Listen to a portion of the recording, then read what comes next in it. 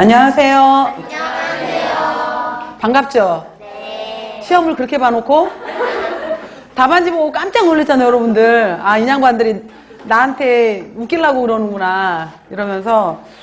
근데 보다 보니까 제 문제 자체에 대해서 근데 제가 이제 물론 고민을 할 때 그러니까 식품화학을 제가 냈었잖아요. 이번에 문제를 만들고 있잖아요. 그러면서 기존에 이제 출제됐던 문제들 이런 거를 일단 보면서 이제 나라면은 어느 관점에서 이 문제 경향을 낼 것인가 이걸 보면서 고민을 했었거든요. 근데 이제 우리 문제가 당연히 중요한 것도 반복이 되기도 하지만은 또 중요하지 않은 데서 갑자기 튀어나오기도 하잖아요. 그래서 제가 이제 4주차 문제를 구성하면서 챕터별로 그냥 하나씩, 그러니까 여러 챕터에서 그냥 불쑥불쑥 뽑아내보자 생각을 해서 이번에 이제 1주 첫 번째 시험 같은 경우에는 식품화학 같은 경우에는 맨 처음하고 맨 끝에서 낸 거예요. 그러니까 수분에서 하나 한번 꺼내보고 그 다음에 뒤쪽에 레올로지 부분에서 한번 꺼내보고 이렇게 이제 했던 부분도 있었고 중간에 색소 부분은 워낙 중요하잖아요. 그래서 색소 부분을 냈더니 아주 그냥 정확하게 틀려주셨더라고. 감사해요. 그래서 세상 문제를 내가 참 잘 만들었구나 막 이런 생각이 들 만큼 그랬었는데 아무튼 이제 문제 풀면서 다시 한번 여러분들이 어떤 부분을 좀 더 정리를 하셔야 될지 아무튼 보도록 할게요. 자, 10번 문제 먼저 보시면은 1교시 10번 문제에서 이제 조리 문제를 냈었는데 다음 괄호 안에 기역, 니은에 해당되는 용어를 순서대로 쓰시오 라고 했잖아요. 그러면은 자, 한천은 우뭇가사리와 같은 뭐에서 만들어지는 해조류라고 이미 알려줬어요. 근데 해조류라고 답 쓰신 분들이 계시더라고. 해조류라고 쓰면 안 되지. 어디에서 만들어지는 해조 가공품이다 라고 했잖아요. 그러면은 조류의 구분을 물어봤던 거예요. 조류 구분에서 어디에 들어가느냐라고 물어본 거였잖아요. 그러면은 녹조류, 예를 들어서 갈조류, 그 다음에 홍조류 이거를 물어봤던 거예요. 이거 중에 어느 파트에 들어가는 해조 가공품이냐 이걸 물어보고 싶었던 거예요. 그러면은 여기에 들어가는 분류도 한번 고민을 해보시라 라고 했었잖아요. 그래서 녹조류 같은 경우에는 파래부터 시작해서 뭐 매생이 이런 것도 있었고 그 다음에 이거는 해수 녹조류였었고 담수 녹조류에 해당이 되는 것은 그러니까 바다에서 사는 것들은 얘였었고 민물에서 또 있었던 것은 클로로필이었었잖아요. 담수 녹조류는. 그 다음에 갈조류 같은 경우에는 미역, 그 다음에 다시마 이러한 것들, 뭐 모자반 이런 것이 있었고요. 그 다음에 홍조류 같은 경우에 이제 김하고 우뭇가사리 들어갔었잖아요. 우뭇가사리가 들어가 있었던 거. 그래서 이 내용을 물어보고 싶었던 거여서 홍조류라고 해서 해조 가공품에 들어간다라고 했었고 특히 이 한천에 해당이 되는 한천, 졸갤성을 일으키는 그 성질을 일으키는 성분 중에서 두 다당류라고 물어봤잖아요. 두 가지의 다당류라고 물었던 것은 아가로즈하고 아가로펙틴을 묻고 싶었던 거예요. 그러면은 여기에서 이거는 탄성, 점탄성에 관여를 했던 거였었고 그 다음에 아가로즈 같은 경우에가 겔성에 관여를 했었잖아요. 그래서 이거 답은 여러분들이 뭐 아가로즈라고 뭐 그냥 한글로 쓰시던지 아니면 아가로즈라고 쓰시던지 이렇게 쓰셨어야지 되는 홍조류 아가로즈 이렇게 쓰셨어야 돼요. 그리고 그 여기에서 지금 그 홍조류 부분에서는 특히 이제 제가 졸겔 문제를 내려고 고민을 하면서 예를 들어서 젤라틴하고 한천을 어떻게 고민을 해볼까 이제 저도 고민을 많이 했었죠. 그래서 이거에 대해서 졸겔 문제가 있었을 때 일단은 한천 같은 경우에는 한천이 됐건 젤라틴이 됐건 간에 졸겔 문제에 있어서는 가역적인지 그러니까 왔다 갔다 가능한 가역적인지 한 번 가면 끝나는 비가역적인지도 구분하시라 그랬죠. 그랬었고 젤라틴하고 한천으로 만든 것은 두 가지 모두 뭐였어요?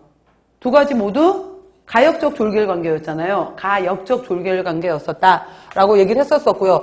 다만 그러니까 그 이제 우리가 용해라는 것이 있었고 그다음에 융해라는 것이 있었잖아요. 그래서 용해는 그러니까 어느 학생분이 저한테 이제 질문을 했던 내용인데 용해 부분에서 예를 들어서 한천을 용해시키는 온도 몇 도예요? 80에서 100도 끓이면서였잖아요.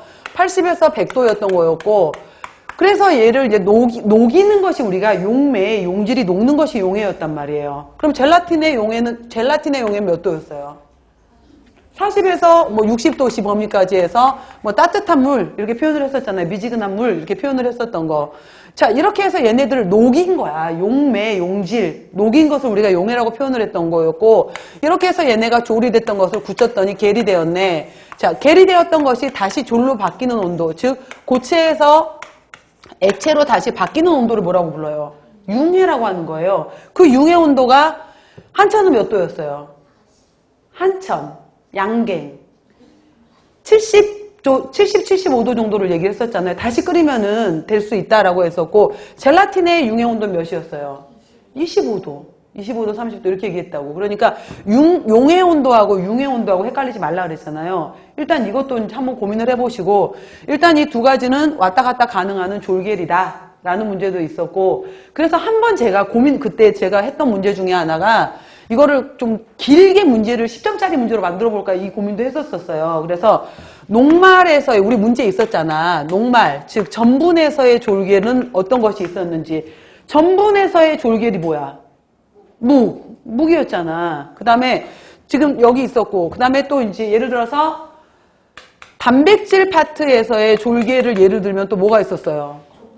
그렇죠. 조편, 젤라틴을 이용한 조편도 있었고, 생선도 있었고, 어묵도 있었고, 네? 유건전. 그렇지. 유건전도 액토미오신이었잖아요. 액틴과 미오신의 반죽 자체는 졸이었잖아요.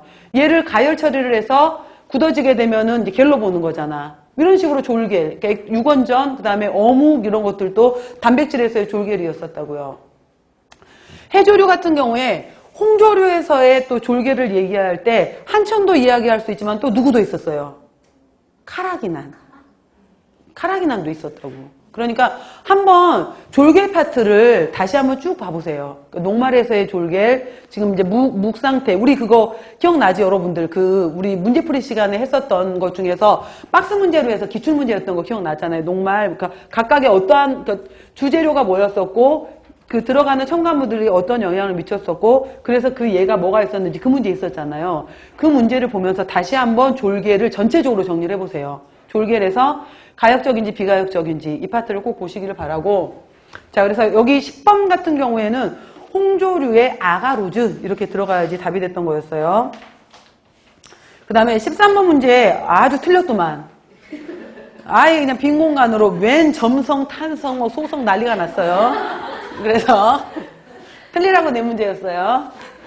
그래서 자, 이 문제 같은 경우에도 지난번에 우리가 한번 그 문제에서 그 예전에 그 짰었을 때 형태를 유지한다. 그러니까 잘 흘러가지 않는다. 뭐 이런 내용들이 있었잖아요. 그래서 우리가 네올로지 파트에서는 4가지 이야기를 하게 돼요. 첫 번째가 점성 이야기를 하게 되고, 그 다음에 소성이라고도 하고 가소성 같은 거예요. 점성이나 가소성이나. 그 다음에 탄성 이야기가 있게 되고, 그 다음에 점탄성 이야기가 있게 돼요. 그러면은 이제 우리가 지금 객관식 문항이 아니라 2점짜리 문제도 뭐 예시 문제를, 그러니까 용어를 정리를 하든지 4점짜리 문제 같은 경우에도 용어 정리하고 간단한 한 줄 이유를 쓰든지, 그죠? 그 다음에 5점짜리도 이유, 이제 10점짜리 논수령, 이렇게 문제가 지금 구성이 되게 되는 건데, 그러니까 예를 들어서 점성은 뭐냐? 라고 하게 되면은 흐르는 물체를 우리가 유체라고 하는 거잖아요. 유체. 그러니까 흐르는 유체에 있어서, 이거에 있어서 유체가 흐르는 힘에 저항하는 힘. 그러니까 흐르려고 하는 거에 대해서 흐르지 않으려고 멈춰 있는 거, 끈적끈적. 이걸 점성이라고 표현하는 거예요. 흐르는 힘에 대한 저항을 우리가 점성이라고 표현을 한다라는 거고요. 소성이다, 가소성이다 라고 표현을 하는 것은 우리가 이제 이 얘기가 나왔던 게, 예를 들어서 이제 그 조립 조립 파트에 있어서는 버터, 뭐 라드, 쇼트닝 이쪽에서 가소성 얘기가 나왔었잖아요. 가소성, 내가 동그랗게도 네모나게도 세모나게도 만들 수 있고, 그 다음에 가소성의 범위가 좁은 것이 있었고 넓은 것이 있었잖아요. 그랬을 때 버터 같은 경우에는 가소성의 범위가 좁았죠.